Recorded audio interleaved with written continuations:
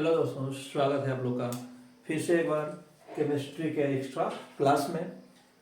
जैसे कि पिछले वीडियो में हम लोग देखे थे परमाणु त्रिज्या क्या होती है, तो दोस्तों एक रिवीजन फॉर्मेट मैंने यहाँ पे लिख दिया हुआ है। जो लोग पहला वीडियो नहीं देख पाए उनके लिए, ये आपका एक कोई परमाणु है, ये उसका नाभिक है और ये उसके बाह्य कोश का इलेक्ट्रॉन है। तो नाभिक के बाह्य कोश के इलेक्ट्रॉन की जो बीच की दूरी है उसी को हम लोग बोले थे परमाणु त्रिज्या। नाभिक का आवेश कैसा होता है? धन आवेश। और इलेक्ट्रॉन का आवेश कैसा? ऋण आवेश है। दोस्तों इसी का यूज हम लोग करेंगे अभी उसके प्रभावित करने वाले कारक में। और परमाणु त्रिज्या को हम लोग विभिन्न रूपों में देखे थे, जिसमें से जो प्रमुख रूप है मैंने यहाँ पे दिखा दिया हुआ है। इस पहला आपका है सहसंयोजन त्रिज्या। सहसंयोजन त्रिज्या इसी को कहते हैं बंध की लंबाई। और आपका धात्विक त्रिज्या यहाँ पे हो गई।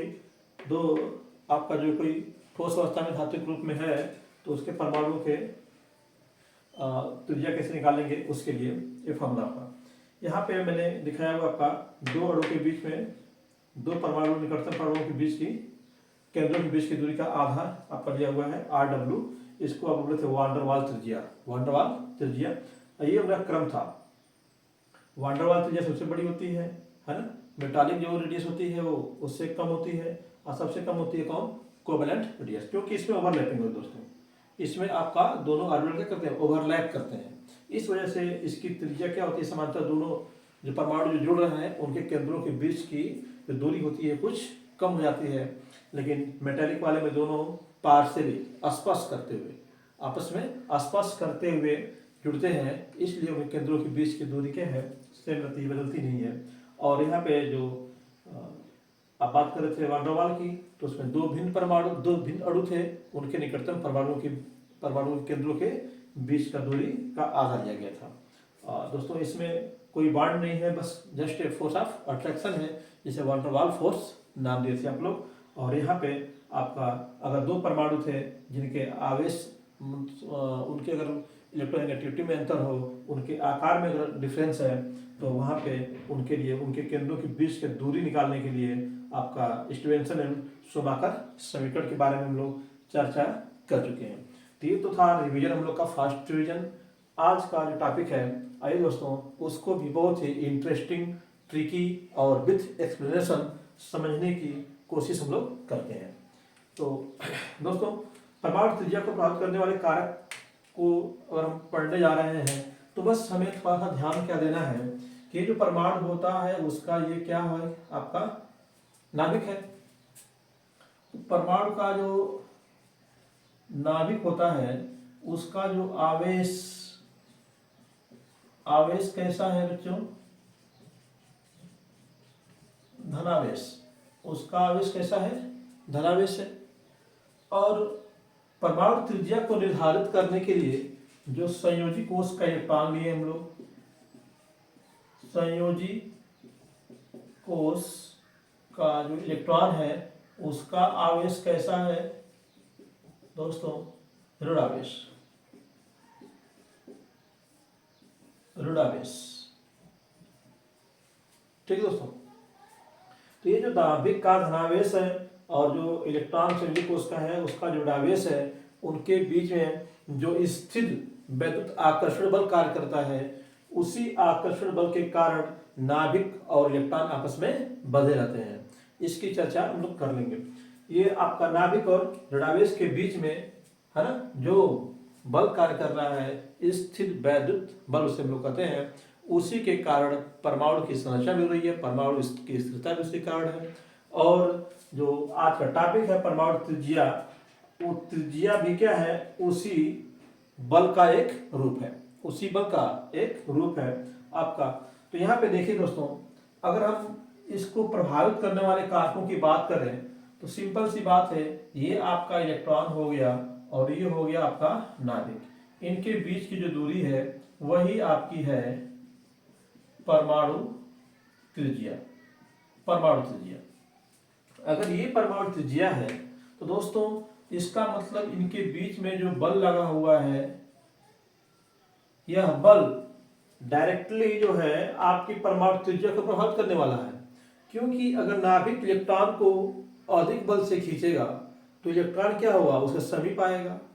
जब इलेक्ट्रॉन इसके समीप आना शुरू करेगा तो परमाणु त्रिज्या क्या होगी, घटनी शुरू हो जाएगी। परमाणु त्रिज्या क्या होगी, घटेगी। कब, जब ये आपका बल क्या हो रहा है, बढ़ रहा है तब।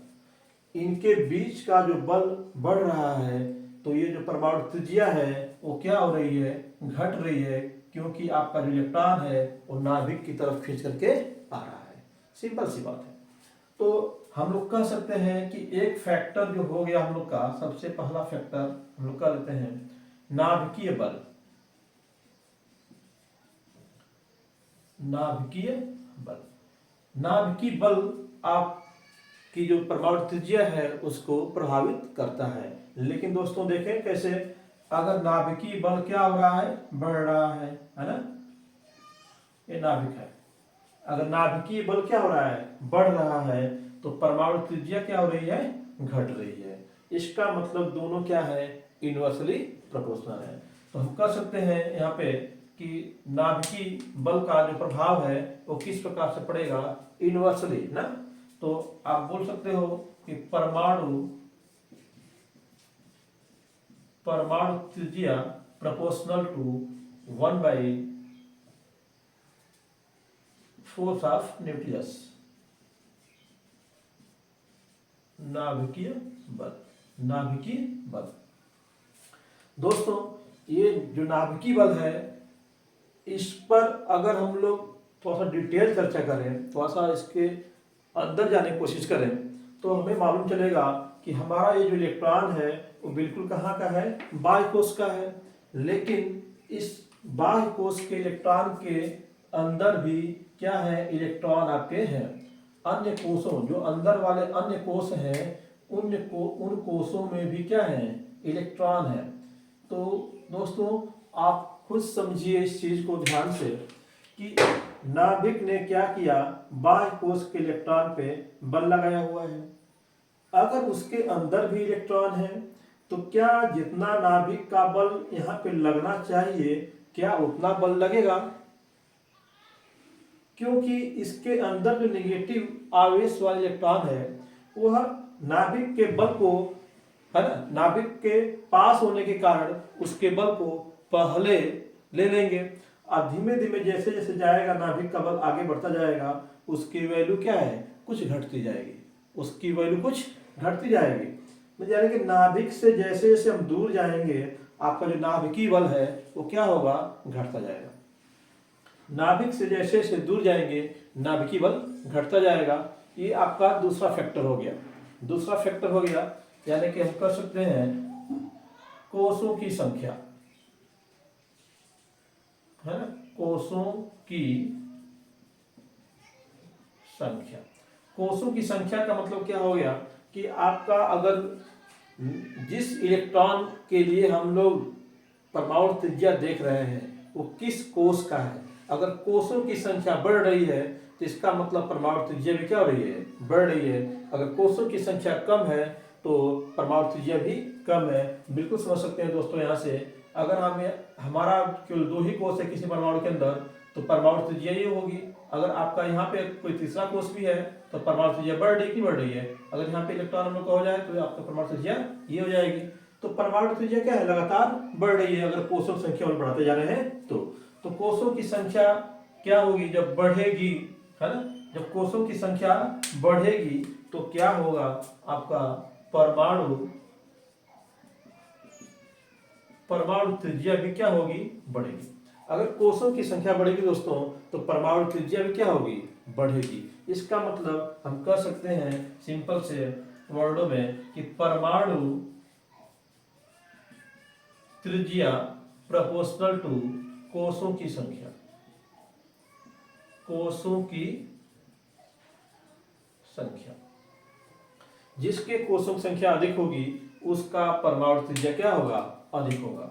परमाणु त्रिज्या प्रोपोर्शनल हो गया किसके, कोषों की संख्या के। और नाभिकीय बल की जब बात किए हैं आप, तो यहाँ पे नाभिकीय बल, है ना, परमाणु त्रिज्या के इनवर्सली प्रोपोर्शनल। नाभिकीय बल बढ़ाएंगे तो आपकी परमाणु त्रिज्या क्या होगी, घटेगी। परमाणु त्रिज्या क्या होगी, घटेगी। नाभिकीय बल बढ़ाएंगे, परमाणु त्रिज्या घटेगी। ठीक है दोस्तों, तो कोषों की संख्या है बढ़ेगी, परमाणु त्रिज्या भी बढ़ेगी। परमाणु त्रिज्या क्या होगी, कोषों की संख्या के प्रोपोर्शनल होगी। ठीक है दोस्तों, अभी जो इसका तीसरा इफेक्ट है वो बहुत मोस्ट इंपॉर्टेंट है आपके लिए, उसमें लगातार सवाल भी बनते रहे हैं आपके सिलेबस में। उसका नाम मैं पढ़ लिखता हूं तब उसके ऊपर चर्चा करते हैं। आवरण प्रभाव, आवरण प्रभाव, इसी को बोलते हैं स्क्रीनिंग इफेक्ट या फिर शील्डिंग इफेक्ट, स्क्रीनिंग इफेक्ट या फिर शील्डिंग इफेक्ट। तो यहाँ पे दोस्तों फिर से एक बार इस चित्र में हम लोग आएंगे, परमाणु के चित्र में। ठीक है, तो क्या हो रहा है यहाँ पे दोस्तों, अगर देख रहे हैं आप कि अगर आपके अंदर वाले कोषों में भी इलेक्ट्रॉन भरे हुए हैं, अब बाहर वाले कोष के लिए हम लोग परमाणु त्रिज्या निकालते हैं, तो नाभिक का जो प्रभावी बल है बाह्य कोष पे जितना लगना चाहिए क्या उतना लगेगा। आइए इसी की चर्चा हम लोग करना है, इसी से कॉन्सेप्ट को क्लियर करना है। ये हम लोग का नाभिक हो गया, ये इसका मान लीजिए पहला कोष है, 2 इलेक्ट्रॉन हो गए। ऐसे ही आपका दूसरा कोष है, 1 2 3 4 5, ये हो गया 6 7, एक और ले लेते हैं 8। ठीक है दोस्तों, ऐसे ही तीसरा कोष आएगा तो उसमें भी आपके इलेक्ट्रॉन होंगे 18। मैं कुछ इलेक्ट्रॉनों को दिखा दे रहा हूं उसमें, है ना, कुछ इलेक्ट्रॉनों को हम क्या करें इसमें दिखा दे रहे हैं दोस्तों। मान लीजिए कि आपका इस इलेक्ट्रॉन के लिए आपको परमाणु त्रिज्या ज्ञात करनी है, इस इलेक्ट्रॉन के लिए परमाणु त्रिज्या ज्ञात करनी है। ठीक है दोस्तों, अब पहला चीज क्या है, आप ध्यान दीजिए, क्या जो ये अंदर वाले इलेक्ट्रॉन है और ये इलेक्ट्रॉन है उन पे आवेश कैसा है ना, आवेश कैसा है। तो इलेक्ट्रॉनों का जो आवेश है, इलेक्ट्रॉनों का आवेश कैसा है, ऋणात्मक। सभी इलेक्ट्रॉन कैसे हैं, ऋणात्मक आवेश वाले हैं।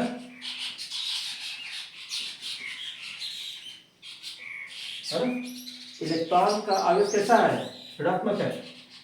ठीक है ना, इलेक्ट्रॉन का आवेश कैसा है, ऋणात्मक है। तो अगर सभी इलेक्ट्रॉन ऋणात्मक आवेश वाले हैं तो क्या उनमें प्रतिकर्षण नहीं होगा, क्योंकि आप अच्छे से जानते हो कि ऋण ऋण आवेश में क्या होता है, प्रतिकर्षण, और धन धन आवेश रहेगा तभी क्या होगा, प्रतिकर्षण होगा। यानी कि समान आवेशों में प्रतिकर्षण और विपरीत आवेशों में आकर्षण होता है। यहाँ पे इलेक्ट्रॉनों के मध्य जो प्रतिकर्षण काम कर रहा है, यहाँ पे जो प्रतिकर्षण काम कर रहा है,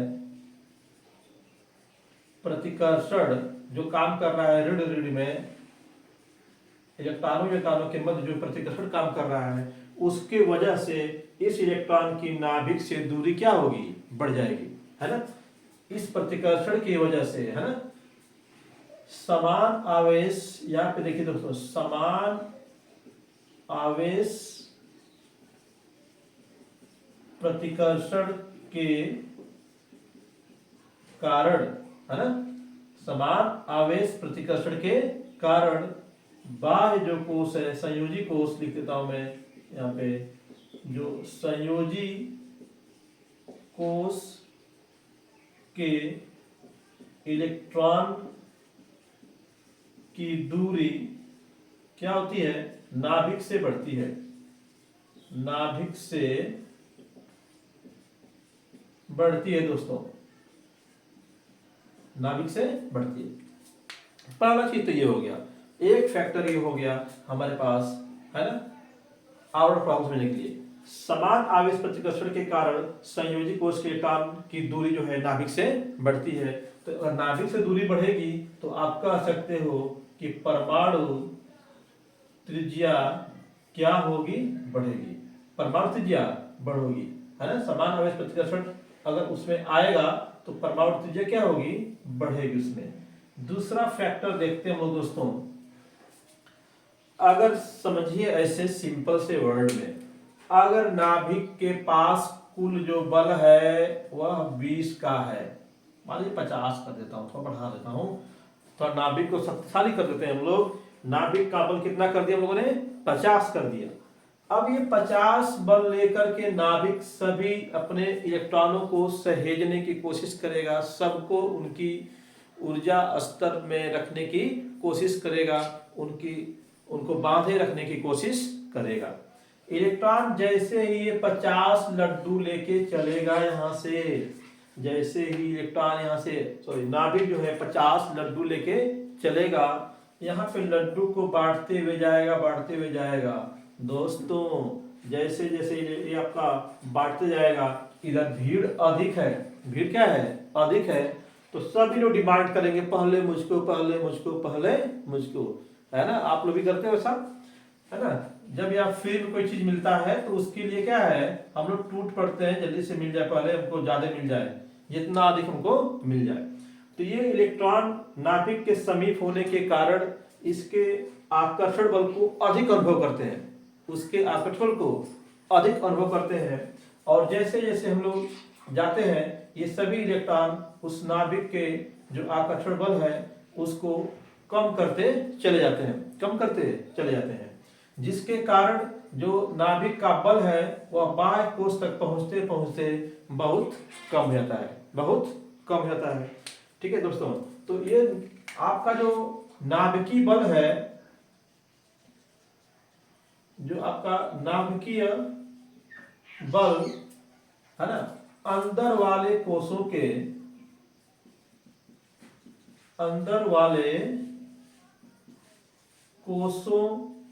के कारण जो है, के कारण बाह्य कोश या फिर संयोजी कोश, बाह्य कोश के इलेक्ट्रॉन पर कुछ कम हो जाता है,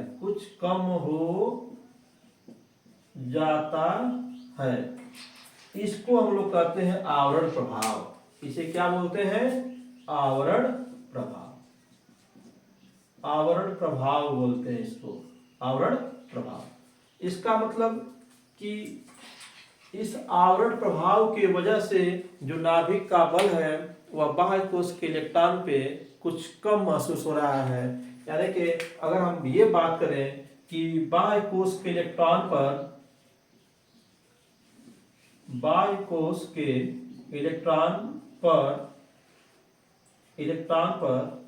प्रभावी बल की गणना करें, प्रभावी बल, यहाँ पे मैं लिखता हूं जेट इफेक्टिव, प्रभावी बल।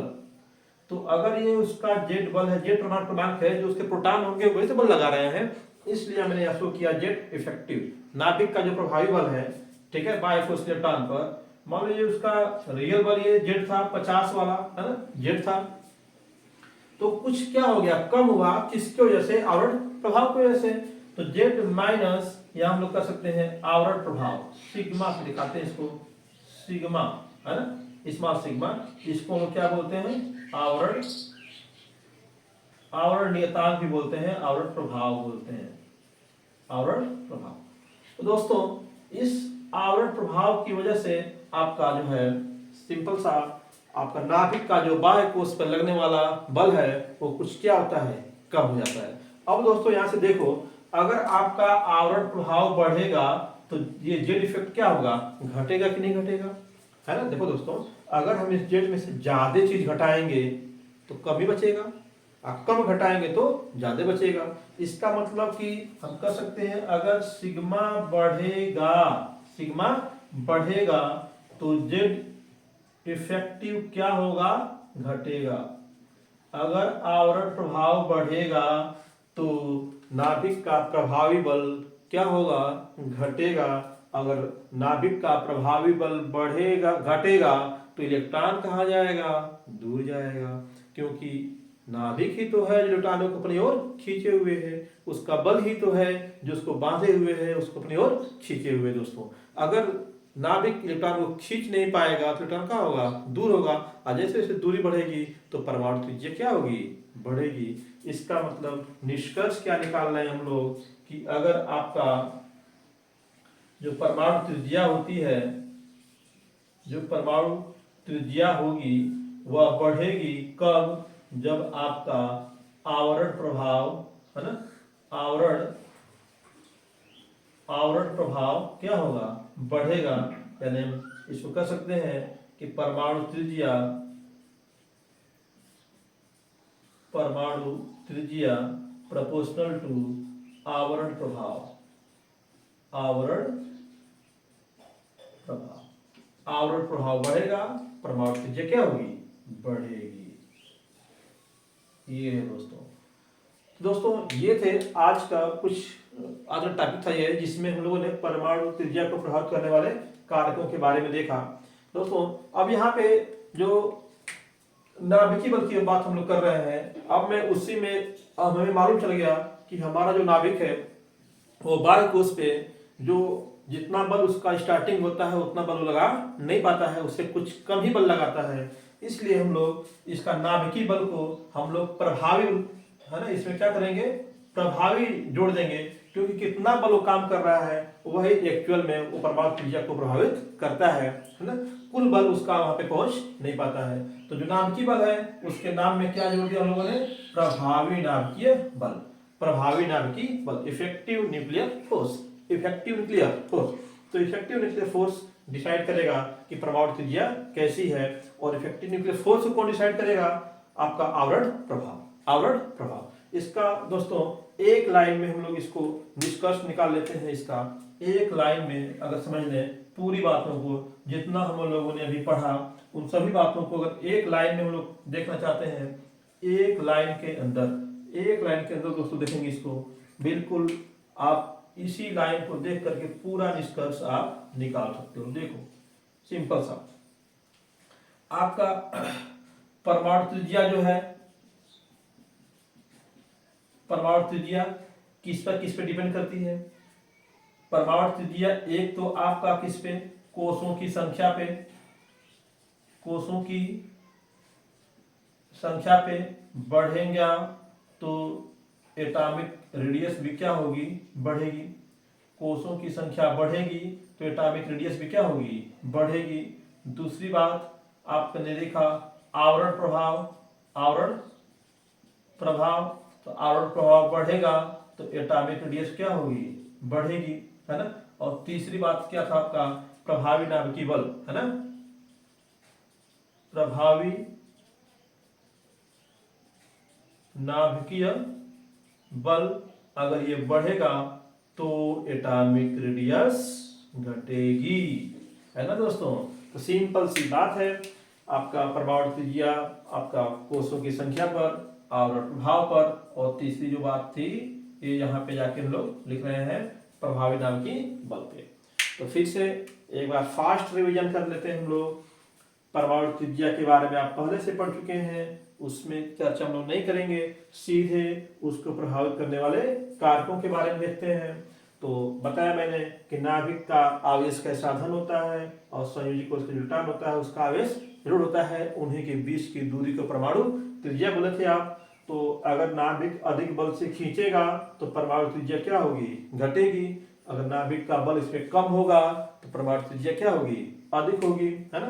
कोषों की संख्या अगर अधिक होगी तो परमाणु त्रिज्या क्या होगी, अधिक होगी। कोष 1 2 3 4 बढ़ते जाओ तो त्रिज्या क्या है, बढ़ती जाएगी। तो कोषों की संख्या बढ़ेगी, परमाणु त्रिज्या बढ़ेगी, है ना। तो यहाँ पे देखो परमाणु त्रिज्या क्या है, सीधे प्रोपोर्शनल कोषों की संख्या के। और तीसरा जो इंपॉर्टेंट पॉइंट था आवरण प्रभाव। आवरण प्रभाव में क्या था, आपका जो अंदर वाले कोष के इलेक्ट्रॉन है, नाभिक का जो बाह्य कोष पे लगने वाला प्रभावी बल है उसके मान को कुछ कम कर देते हैं, उसी को बोलते हैं हम लोग आवरण प्रभाव, शील्डिंग इफेक्ट, स्क्रीनिंग इफेक्ट। और उसका प्रभाव, उस प्रभाव के कारण नाभिक का बल जो कम हुआ था उसकी वजह से त्रिज्या क्या हुई थी, बढ़ गई थी। ठीक है दोस्तों, तो ये था आज का वीडियो, और कल हम लोग फिर देखेंगे कि आपका जो आवरण प्रभाव है उसकी गणना कैसे करेंगे, हम लोग कैसे निकालेंगे किसी परमाणु के अंदर कितना आवरण प्रभाव है और किस कोष पे कितना आवरण प्रभाव है। तो इसके लिए स्लेटर रूल पढ़ेंगे, जिसका आप लोग बिल्कुल क्लास मिस मत कीजिएगा, क्योंकि बहुत ही इंपॉर्टेंट है। उस पर आपके कंपटीशन से लेकर के एकेडमिक एग्जाम तक उस पर सवाल बनते रहे हैं, और मोस्ट इंपॉर्टेंट रूल है दोस्तों आवरण प्रभाव गणना करेंगे लोग। ठीक है दोस्तों, बेस्ट ऑफ लक, धन्यवाद।